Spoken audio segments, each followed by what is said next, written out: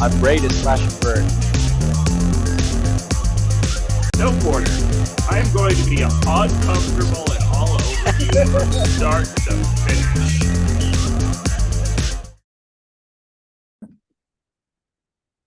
Hello, everyone, and welcome to another episode of Outside of the Box. And I'm, going through my series of talking about the robots that kind of made it deep into the tournament. And this time we're talking to David Jin of Ribbot, who I think surprised a lot of people, not me, but surprised a lot of people, going deep into the tournament after starting the fight nights 0-3. So we've talked about the fight nights. Now we get to talk about what happened after those first matches. So welcome back, David. Thanks. I'm happy to be here. Thanks for having me on again. And I'm glad this time we get to talk about something besides losing for the entire episode. Yes, it's always good to talk about the wins. So last time we talked, obviously Ribbot was winless, and it came down to going into that Scorpios match, and obviously the team knew the stakes and knew like this has to be a win in order to have any chance of getting into the top 32. And Ribbot, I think, won in spectacular fashion, which again, like, it doesn't in that situation, I think it doesn't just need to be a win, it needs to be a solid win, and that's exactly what you were able to do in that one. Yeah, that fight was obviously extremely important for us. We knew that was do or die. We actually had a couple people from the selection committee come around and tell us that, get a good win here. We want you in the tournament. Like they told us beforehand, they wanted us. They know our history. They knew we could put up, a good run. However, they're like, you guys really aren't performing this year, whether or not the fights are good. And they did say that our previous 3 fights were all really good fights. But regardless of how good the fights were, they can't put an 0-4 bot in. There's no precedent for that, and it wasn't going to be us for the first one. So they told us, get a good win. You'll be in the contention for the other 1 and 3 spots.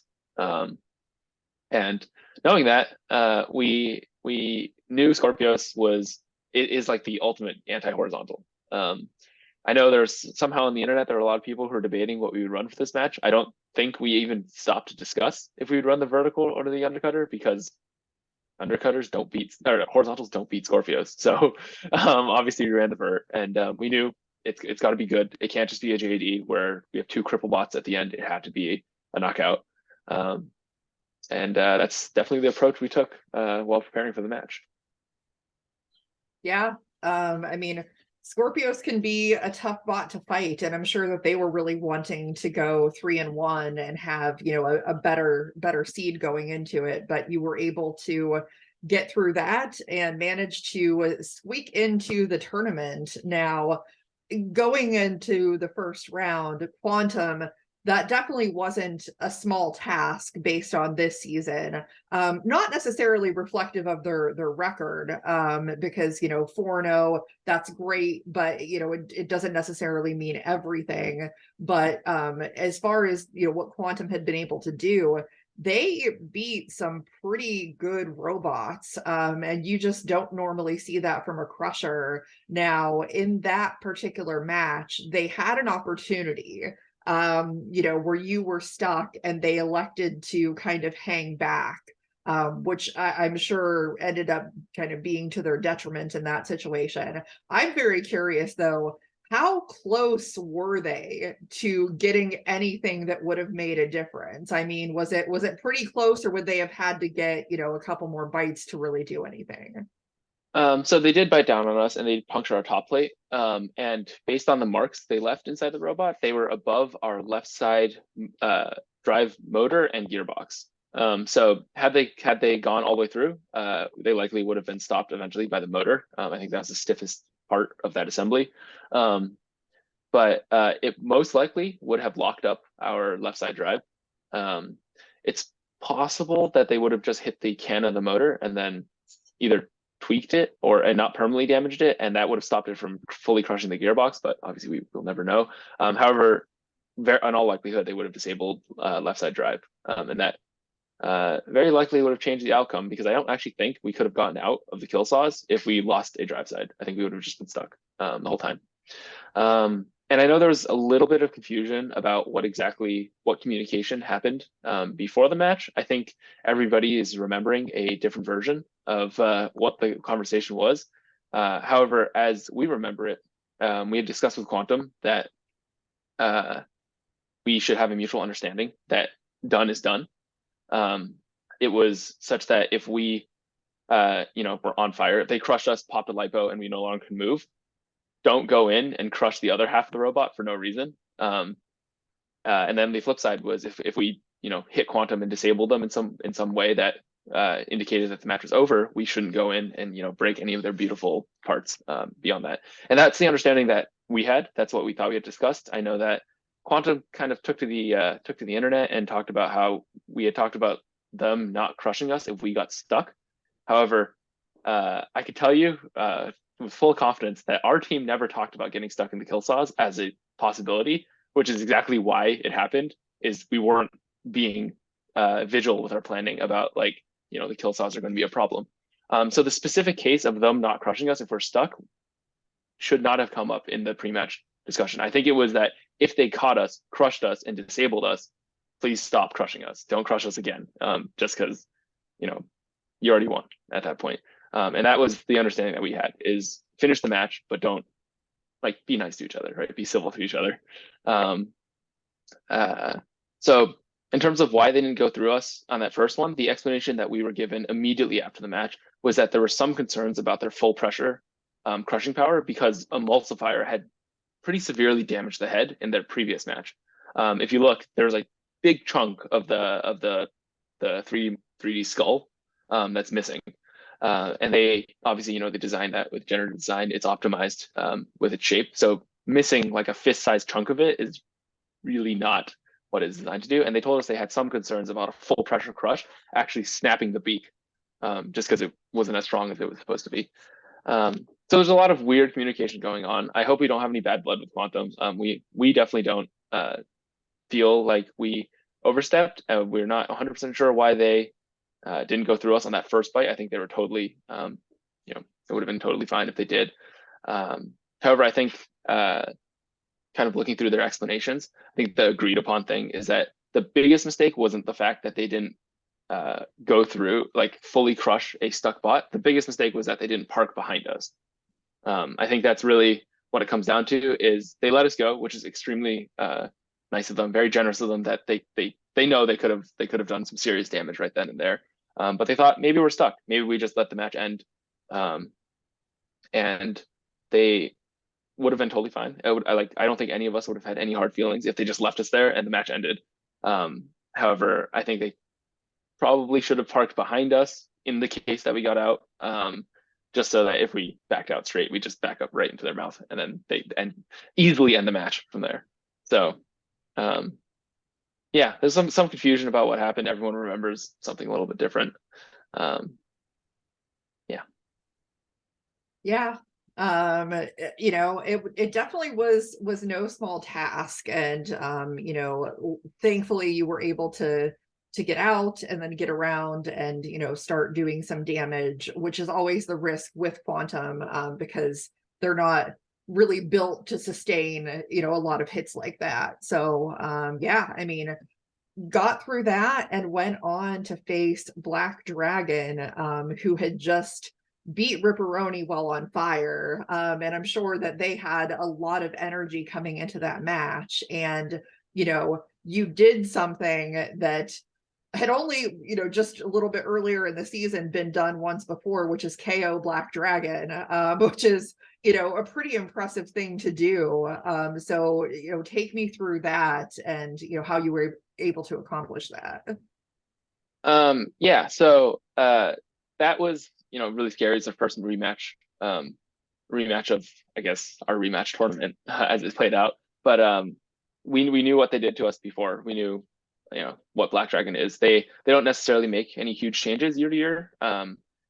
So everyone is pretty prepared for what they bring, right? They don't necessarily have the world's most reliable weapon, but they have an extremely reliable drivetrain, and their chassis is a tank. That's kind of what Black Dragon embodies. Fire doesn't do anything to them too. Everyone's accepted that at this point. But yeah, no, we were definitely really scared going into it. We know that Riptide had knocked them out. However, we weren't necessarily banking on the fact that we'd be able to do it too. Although, fun-ish fact, Ribbot has won every single one of his matches apart from one by knockout. So I know that everyone totes how Riptide just like goes around and knocks out everyone. I don't even know how many wins we're at this point. I think we're at like 18 wins or something like that. 17 out of the 18 wins are by knockout, yet BattleBots never talks about the fact that we, usually win by knockout. Just because nobody thinks the frog is as scary as it is.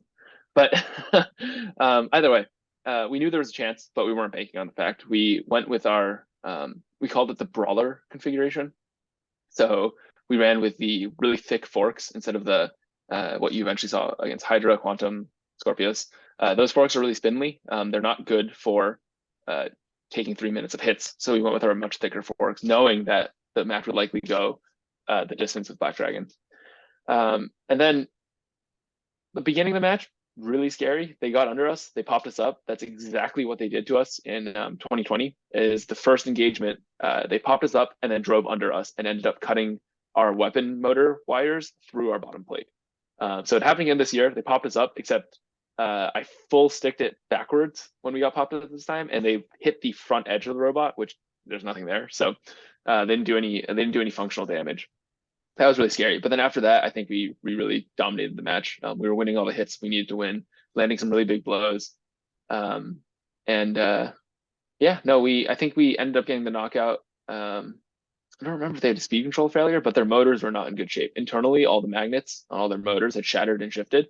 And I know that definitely played into why they were eventually knocked out. Yeah. And kind of funny backstory on, equal and opposite. Every hit hurts us as much as it hurts them. We actually retired our vert module that match just from hitting Black Dragon so hard. We bent everything in the vertical spinner module, so that entire module was thrown out. There's a brand new one for the Hydra fight, and it's funny, we compared some of the parts because a lot of the front weapon assembly configuration is similar between Black Dragon and Ribbot, and we bent like all the same things. So just looking at the parts after the match, you couldn't tell who won because everyone was bent in the same ways. And that was kind of funny when we were comparing battle scars essentially. Actually, on the replacing the module note, a kind of a fun fact you can watch throughout the season if you feel like going through and watching all of Ribbot's fights again. You'll notice that parts stop being painted. So kind of as I say half laziness and half curiosity, we actually stopped painting parts after our initial kind of round of parts. So throughout the season, the frog itself stays green, but the rest of the robot starts to become silver, and it's kind of cool to see what got damaged and what had to be replaced. For instance, if you look in this Hydra photo behind me, the side rails and the backplate are all painted. So those are still parts that we had used in previous matches. However, if you look, the rims are now silver, right? So the original rims had been destroyed, mostly by Witch Doctor and Jackpot, but now we switch over to the silver rims, which are the same, they're just not painted. And as you just kind of look through the matches and you notice what's silver and what's green, you'll see where we're like, oh, this part survived through this match and then had to be changed in future matches. It's kind of cool to see. Yeah, that is very interesting. I wouldn't have even noticed that because when there's still green parts, I mean that's what I'm seeing. So yeah. Well, since you mentioned the Hydra match, so this was obviously a rematch based off of last season when you got knocked out of the tournament. And the internet certainly had some opinions about the match because yes, if two robots are staring at each other, not the most exciting thing in the world. However, something that I've always maintained about Hydra, and I know like Jake spoke about this when he was on my show, that everybody inevitably, even though they know what Hydra can do and Hydra's ability to control with the ground game, they just drive up the front And that's how people end up continuously getting flipped. You know, no one really has the patience to just wait, you know, and see what happens. And that's exactly what you ended up doing, was just having this standoff. And, you know, I think it seemed like eventually Jake just couldn't like deal with the standoff anymore and made that first move, and you were able to get a hit on him. And then that's, you know, obviously the match turned from there. You know, I think it seemed like you were definitely prepared to wait it out as long as you had to until he did something. So I'm just curious to hear your, you know, take on all of this. Yeah, it was cut from the episode, unfortunately, and I kind of understand why. But in one of my pre-fight interviews, they asked me about strategy, and I talked exactly about the fact that everybody knows exactly what Hydra is, and nobody seems to plan around it, right? Don't drive up the flipper. Simple as that. Don't drive up the flipper. And I feel like the builders know that that's the plan, but nobody even attempts to execute on it, right? Everybody, I don't know, maybe goes slow for you know, a second or two, right? And then they'll immediately be like, okay, I didn't get under. It's time to go, right? It's time to just drive up the flipper and see what happens. And that just doesn't work. And Jake knows that he's king of the ground game, and will likely get under. And then once the flipping starts, it just goes for the rest of the match until somebody dies. So I did say in one of my interviews that I was prepared to go to a judge's decision with 0 hits, right? If that's what it took at the end of the match, right? If we never touch each other for 3 minutes, I was ready to do that, right? I said it would make bad TV. I knew it would be a bad match. But if Jake's strategy is to wait for someone to drive up them, then I'm going to wait for him to drive up us. And if we're both waiting, nothing will happen. And I'm happy with that. I accepted that was the reality. Yeah, I mean, I'm glad the match didn't go that way. We did our face-off. The first couple encounters were very even, where some of our forks got under some of his and some of his got under ours. So it was, nobody clearly won the ground game. And then I tried, without being too aggressive, because I know some people, I think Matt tried this in the previous match. It was Whiplash Hydra one round back, I think. I know Matt tried a similar strategy. He went really slow on that first approach. And then he tried to do the bait out, essentially back up, allow the flip to happen, and then charge in as the flipper is coming back down. Which Jake did a really good job making very difficult. It comes down pretty quick. So I know Matt tried to do it and he mistimed it and then overcommitted and ended up, you know, I mean, we know how that match went. I think it ended in a knockout, right? With some batteries that had exited the robot. But he overcommitted to the charge, I think, a little bit. And I just kept telling myself before the match, like, when he flips, if you successfully dodge it, charge forward. If you don't see the forks go under immediately, just back out. Like, it's okay if the opportunity is there and if you miss the hit, back out, right? It's better that we stay planted with 4 wheels on the ground than to, you know, try to catch the flipper arm. The secondary part of that is I knew that hitting the tip of the flipper arm doesn't do anything. Last year against Hydra, when we fought them with the undercutter, we ripped the flipper tip off and it didn't do anything, right? He was still able to flip us. It didn't make any difference toward the outcome of the match. So, like, let's say we do land that one lucky hit and we take the flipper nose off, the match is still going, right? Hydra is still totally functional. So it wasn't a big enough prize for us to risk getting flipped. So I think that was a pretty crucial part of it, is trying to time it, but not overcommitting to hitting the opening. And yeah, that went on for a very long time of us just facing off. You know, everyone backs up a little bit. We both found a seam that we really liked, and we parked on the seam to see what would happen. And then kind of as the match continued, I noticed our mobility was starting to get better, which is really funny to say. It was starting to get better, and our forks were getting really damaged. There's a pretty big difference between the design philosophies between our forks and Hydra's piano keys. And the way that Jake makes his piano keys, the front leading edge is much, much, much more robust than the kind of like twig, very low angle twig that we have. So our tips were actually curling under, they were curling over. And so our mobility is starting to improve, which is bad because the better your mobility is, the worse your ground game is.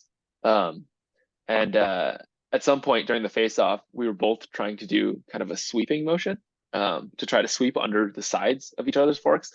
And that was where the opportunity eventually arose. I think Jake either overturned, or I think he got caught on a seam temporarily and then popped off of it, which caused Hydra to rotate very quickly. And we got a very nice shot on the corner of the robot, bending the left side wedgelet down, and that kind of hindered mobility. And then at that point, there's not much you can do when you're high centered like that. But yeah, so the forks after the match, they were completely screwed over, and I know they got worse in the final 20 seconds when we were actually landing hits, because we kept hitting seams, and every time you hit that seam, the edge just curls more. And yeah, I did it to prove a point. I think I don't think any of us want to win matches like that. I don't think any of us want to be part of matches like that. And this is not just Ribbot. I think this goes for any robot in the entire tournament. And it was mostly just to prove a point. Show BattleBots is like, if you don't do anything about the fork game, this is eventually like how to do it. And like we don't know what's going to happen, but I think Jake's chances at the nut were pretty high if everybody just kept driving up. Obviously, we don't know how Sawblaze would have adapted. Having fought them previously in the season, they most likely would have adapted either strategy-wise or attachment-wise for Hydra. And then after that, obviously, huge is just nobody knows what's going on there. I don't think Jake even knows what's going on there, or Jonathan. But yeah, it was just show BattleBots is what happens. You put a lot of sharp edges on two robots, and this is what comes out of it. Yeah, fair point. And so that put you in, one step away from the finals, going against Sawblaze. So obviously very high stakes. And I'm not sure that you expected to have two matches back to back where there was a period of time where you had essentially a standoff of sorts, with the robots getting hooked. So, I definitely want to hear your take on the whole match, but I'm also curious in particular, was that also a situation where you were prepared to keep spinning as long as you had to? Because obviously, like, if anybody made a move, there was the potential that, okay, now you put yourself in a really vulnerable position.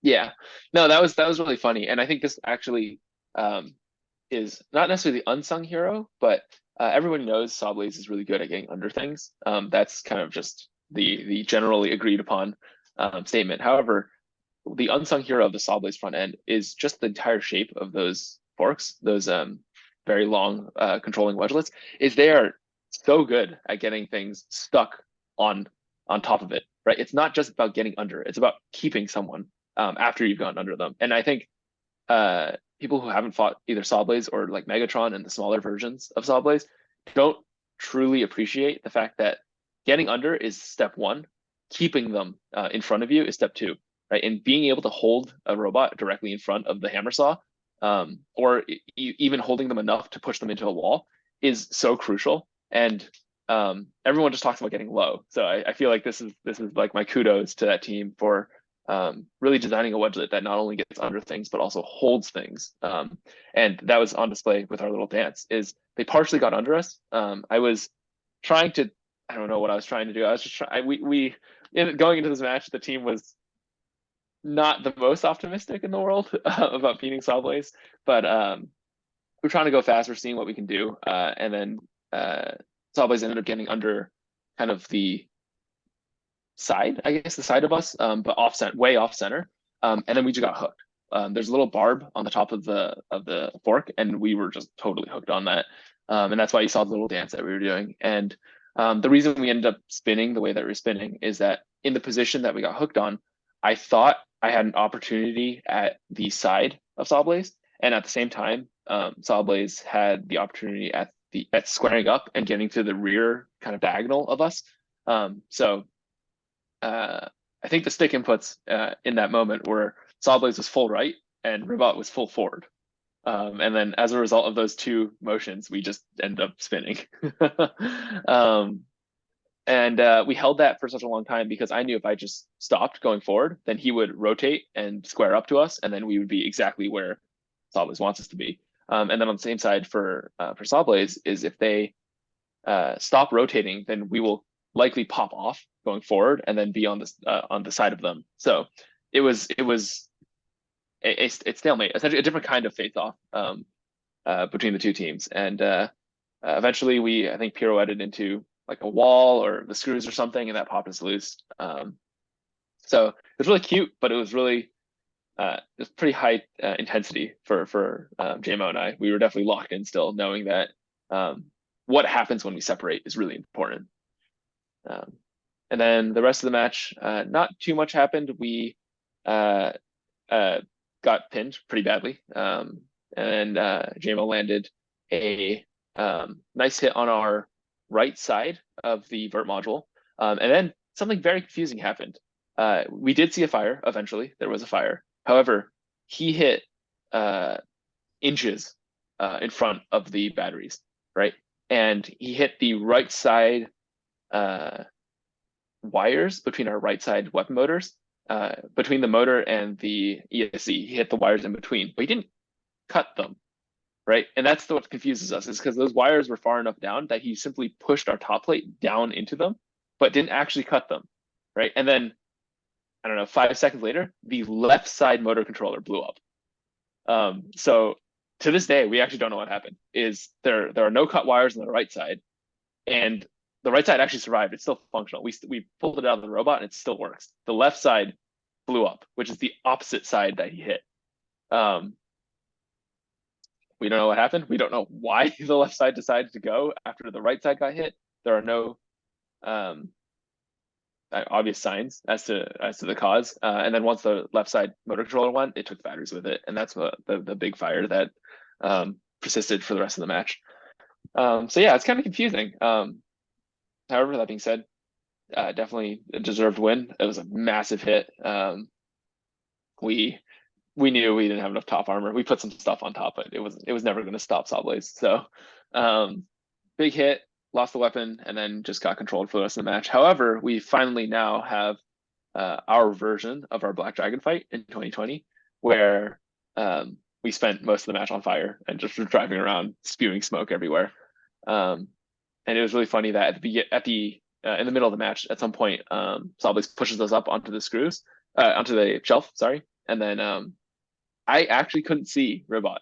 There was so much smoke between the driver's box and the shelf that I didn't know where the robot was. And if you see me bumbling around trying to get off the shelf and like bumping into stuff, it's because I have no idea which direction the robot's facing. And then eventually I see the two green lights. You can see in this picture, the two green lights on the back of the robot. I was like, that's the back of the robot. So and then I turned and drove off the shelf. But yeah, it was really smoky after that match. Yes. I mean, it was definitely a great match. Definitely hard fought. And I mean, you had to feel really good though about starting the season the way that you did and then finishing through the way that you did. Did that also like teach you a lot of things about what went wrong versus what went right to kind of take into the next season? Yeah.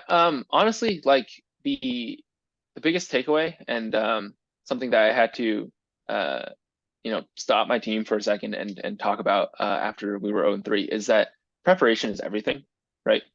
There's obviously performing, specifically the drivers have to perform in the match. However, at the end of the day, you win the matches because you're ready for the matches, right? And being ready has so many different levels. There's, the obvious, your robot is tightened up and screwed together. Obviously, that's one of the ways to be ready. But then the other one is you have a strategy that you've talked about with your team and that the driver is confident about, right? And then also that the driver is in the correct mind space going into the match. I'm sure you've heard this from other drivers, but like the pressure is pretty immense, right? Is all these people put in so much work on these robots, and at the end of the day, none of it matters if you don't perform in the box. So it's a combination of a lot of things to qualify as ready. And I think we did a really bad job in the first 3 fights getting to that state. We tried these prototype wedgelets in our match against Witch Doctor. Those wedgelets did not work out. And as a result, that threw off our front end decision making for a little bit afterwards. And then furthermore, we had issues with our front wheels throughout the first part of the season, and we were like making decisions on what front wheels to run hours before the match, and that just means that we didn't have a strategy set, we didn't have the proper mindset set, and the robot wasn't even together going into some of those matches. Honestly, that's what we think happened in the Claw Viper fight. To this day, we also don't know why we locked up a drive side, because we ended the match perfectly functional. So we don't know why one side was locked up for a big portion of the match. And it's probably just because we were scrambling to finish the robot way too late before the match, and something didn't get tightened down, something got over tightened, like something went wrong in the mechanical prep of the robot. So after our jackpot loss, we sat down as a team and we're like, hey guys, we got to get everyone on the same page. We got to get everyone in the same mind space. We got to get everyone working as, you know, the well-oiled machine that Ribbot usually is. And then after that, we did a much better job having a good strategy set way early, having decisions on forks and wheels and top armor configs. All that stuff was decided way early so that we had time to get in the right space and we had time to execute on the preparation. I think that made a huge difference, and it's stuff that unfortunately viewers will never see. That all happens behind the scenes. None of it's recorded, but that's really what you know, enables teams to perform. Yeah, absolutely. Now, you know, I'm curious also because obviously you have a whole plethora of bots between your team that are, you know, participating at NHRL. I know that I don't think anybody's really bringing much to June, but are there any plans the rest of the year to try and qualify any other bots before the finals? I think that people will be showing up to events throughout the year. Historically, Ribbot has always had a really large presence at NHRL. I can't speak to all my teammates. They, you know, have their own plans and things, but I do expect pretty much everyone will compete at least one more time before November finals now, right? Yeah, expect to see Ribbot continue to show up at Norwalks. Yeah, got a couple of events left for the year, so yeah. I mean, do you have any other plans for things the rest of the year? I mean, are you going to continue to obviously work on Ribbot until something happens with season 8? Yeah, I think you'll likely see a polyester appearance at some point. Christian and I still need to bring our 30-pound multi-bot back this year. We had a really good showing last year at December finals, end of the year strong. So some changes need to happen, and then hopefully we'll get it back running this year. Awesome. Now, I don't think that I was doing this last time, so I'm just going to make sure that I get this in there. But please, if you want to thank any of Ribbot's sponsors, go ahead and do that. Yeah, so this year we were supported by a team that, an organization that is all too appropriate for Ribbot, and that would be obviously Save the Frogs. They reached out to us about working with them, not specifically for sponsorship, just working with them for other things to, you know, raise awareness a few months ago, and we actually represented them at a Norwalk event, and then created the robot STF. So STF technically should have stood for Save the Frogs. However, we turned it into Spin the Frogs or Smack the Frogs or, you know, other things, the frogs. But the basis behind the name for STF was Save the Frogs originally.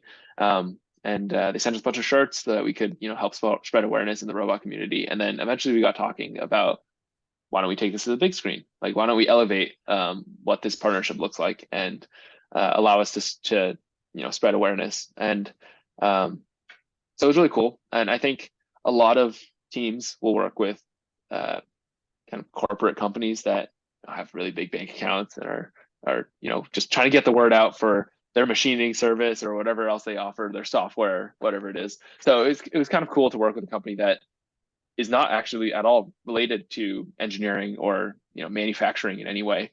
Yeah,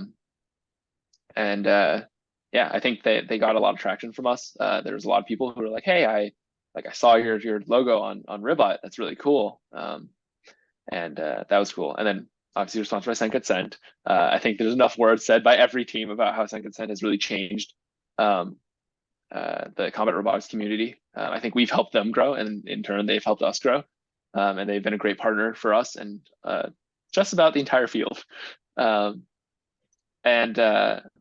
I will say, Send Consent has single-handedly killed the horizontal spinner meta because they've made acquiring and cutting AR500 way too easy, so that everybody has beautiful wedges now, and being a horizontal spinner is really difficult.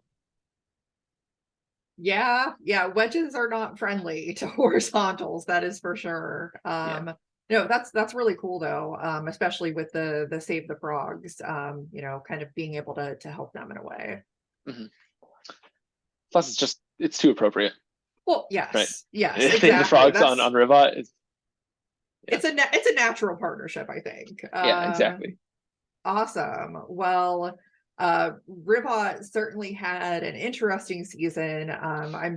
Hopefully in the future people start, like taking the robot more seriously after what you were able to do, especially in the tournament. So just a really great showing, and we'll see what Ribbot does next season. But I definitely appreciated having you back on.